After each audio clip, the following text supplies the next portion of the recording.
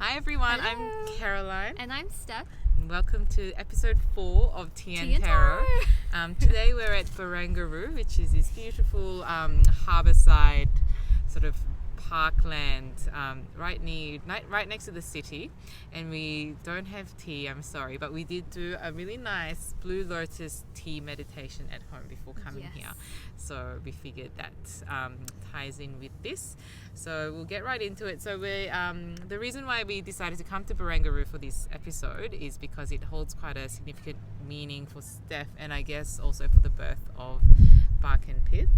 Yeah, so earlier this year I feel like it's become a place that I like to go to, and it was kind of like the start of a shift into embracing more of who I am and kind of the things that come naturally, and that's kind of like back to last episode when we were talking about like just embracing more of our authenticity. Yes.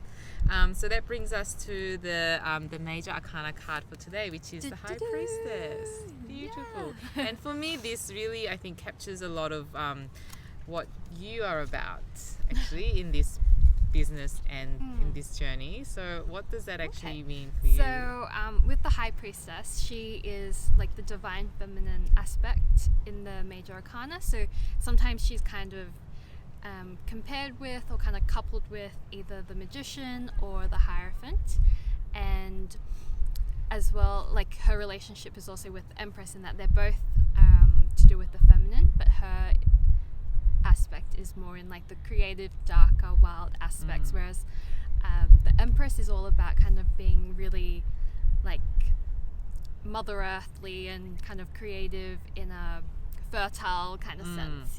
Whereas with High Priestess, I guess there's more of a reverence for the divine female rather than a very earthy sort of motherly figure that I guess the Empress represents. So like in the card, she can kind of look a bit cold, and also like she also gives off like a sense of power that's really innate. It's not like she looks really strong, but she has like this power because of like the knowledge that she holds and the access she has with her intuition and her unconscious and subconscious. So I guess we can then get into what we've been doing for the last weekend a little bit. So we've been fully channeling the Virgo new moon and the Magician card that came the last week. So we've done heaps of stuff for our business, lots of practical things. So we've registered Bark and Pith as a PTY Ltd company, and we're both directors. We've set up our Facebook account. We've created a landing page to start capturing an email database, which you can see, and that was quite a fun process because it took us a long time to create the lead page, which I know looks quite simple and straightforward, but just like coming up with the right image that captured what we wanted to convey was actually really difficult. So it basically literally took us a whole day to come up with that and to land on the right words. And I think it's actually really good because we kind of started with different ideas in our mind of what we wanted the landing page to look like. You can see some of the images that like I picked and some of the images that like Steph picked initially, and it was interesting that eventually we like met in the middle, and what we ended up creating was so much better than what each of us started off initially separately, and I think that's reflected in the logo as well. Like it's just turned out like so much better than anything I could have imagined for us, and I really like it. And we're talking about how every sort of blade of grass and every object, inanimate object, like has a consciousness of its own, and we really feel like this business has its own consciousness and its own kind of agency, and we are sort of part of like the elements of the nature that's helping to bring it to fruition, whatever it is. So it's starting to rain here, so we'll just try and keep it quite short. We'll keep going because that's what we do. So what else do we do? So yes, if you haven't yet, sign up to our newsletter, because we've also decided on what we're going to write and how frequently. So what are we doing with the newsletter? We haven't come up with a name yet, so that's going to come. But we're going to be kind of sharing with you guys updates about the moon cycle and kind of rituals that you can incorporate into your own life to kind of become more in sync with nature and the moon. And have to optimize the lunar energy to really like take charge and you know, like be boss lady in every facet of your life. So the first newsletter will come out with the next new moon, which is around the 14th of October. 16th, so that's coming up. So we're working on that, and we're also working on a free downloadable PDF guide. Yes, that's exciting. So this one so it's called Living in Love, and it's about kind of rituals and practices that you can incorporate into your life to feel more love. And so it's all about self-love, but also every other aspect romantic of love. And any other. I mean, love is always good, no matter how much or how much you already have. You can never have more.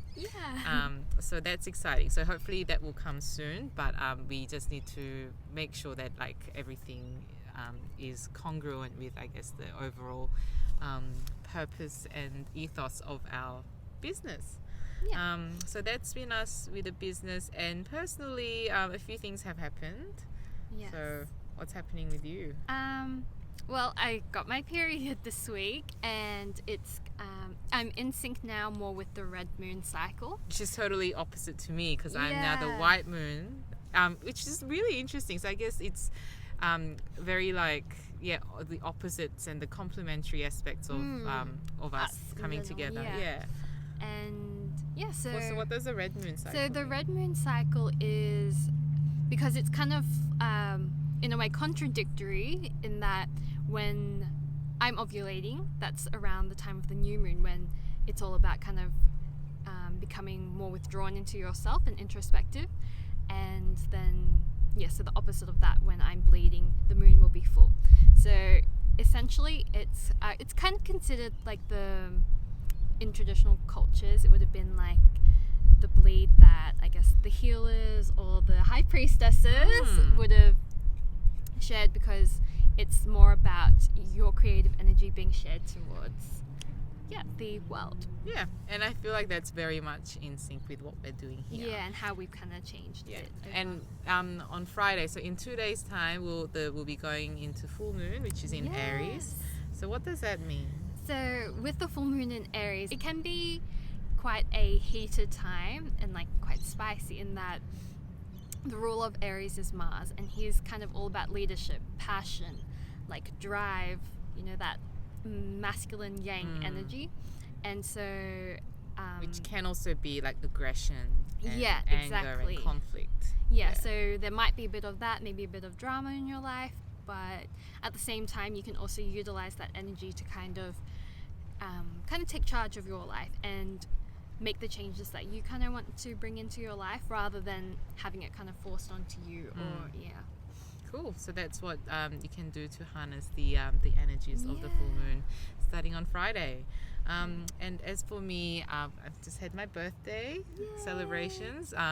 So it's been a really good birthday sort of time, and I've had the opportunity to catch up with a lot of my friends. And I feel so blessed to have so much love and abundance in my life. So thank you to all my friends who've helped me celebrate. I'm very lucky to have you all in my life.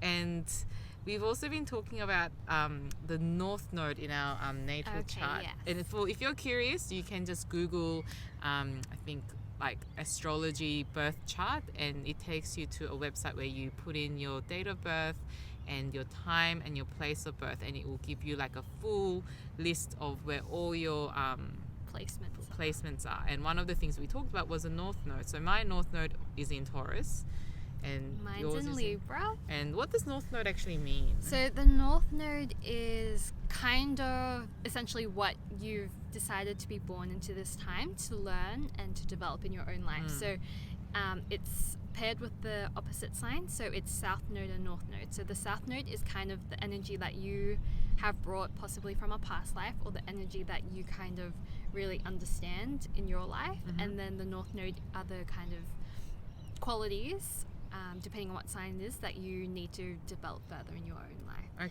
And so because mine is in Libra, it means my South Node is in Aries, and what I've decided to come here to learn a bit more about is partnership.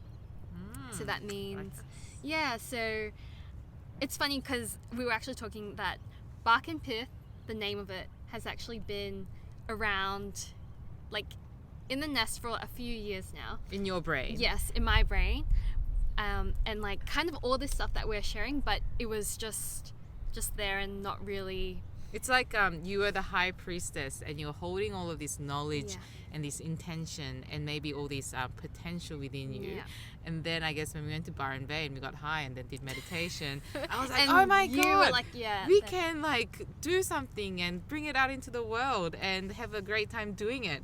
So it's like I was one of the elements that you sort of harnessed to bring this to life. And I guess that ties in with my North Node, which is in Taurus. And in Taurus, so like starting business really suits you, and especially when it's one kind of about like very like sensual in that things are beautiful and it's very earthly. So really learning to be comfortable in, I guess, the earthly realm, and creating a business is like an incredible way to do that, because you can, I mean, I know not everyone sees it this way, but it's really a spiritual practice, because you're bringing something that doesn't exist into like the earth. Yeah, and it's not just about the money. Like I think like we're going through this, like starting a business is incredibly difficult, and if you don't have the passion and the drive and the belief in what you're doing, like this is never going to get off the ground. So I like fully understand, like, because I think I've read it in a few places that like true business leaders do see it as a spiritual exercise, and it's a way of like serving I guess other people through our talents and bringing something that's new to life. So it's a real creative process in that sense as well. So that's been really cool. That's what we've been working on. So I guess it's like a nice sort of I guess like a melding of the magician and the high priestess card. So we've been doing lots of practical things and also exploring spiritually what this all means for us. And I feel like the more that we kind of talk and develop what Bark and Pith is, the more it's kind of become, I guess, quite like a spiritual or conscious kind of endeavor. Yeah, I mean, we've always wanted it to be to be a sustainable, conscious, ethical business, but I think it's really exciting because I feel like it's going to be something much bigger and different to what we initially started off. It's not just going to be little like meditation kits. It's actually going to be much bigger. So I'm really excited to see what we end up with, because I feel like already we've done so much and so much has happened to, I guess, make it evolve as it already has. Just going to bring back a bit more about the High Priestess, because I feel like we kind of skimmed a bit, but she's also all about kind of like hidden potential as well, and secrets, and it's also, so her number is 2. Sometimes 2 is considered like, I don't know, like a relationship number, but it's also a number that represents the feminine, and you can see in the card there's the white and black pillar, so it's all about balancing the duality of the masculine and feminine, not necessarily in, like a relationship, but within ourselves, that we have both, like the yin energy. and yang. Yeah. And so that's been us. And the next episode is the Empress. The Empress. Yay! And for that one, we're going to visit Gab of Studium in Newey, in Newcastle. So we'll do a little road trip with Hugo. I'm getting a cramp in my leg. Okay, she's getting a cramp, but we're going to wrap this up. It's actually gone on for a long time. Yeah. We're also going to register a bank account tomorrow, and we're going to start writing our newsletter and the downloadable PDF, finalize that and shoot that out to our mailing list, which currently is quite small, but we're hoping to grow it to a massive number.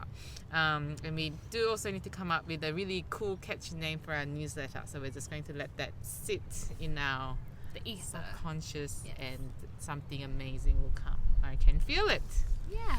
Yay. That's it. Yay, so that's been us. Thanks for joining us. Thank you. If you have any comments or questions, put them below, and don't forget to sign up to our mailing list. The landing page web link should be down below somewhere. So Okay. Good idea. yes, we'll do that. Okay, so we'll see you next episode. Bye. Thank you.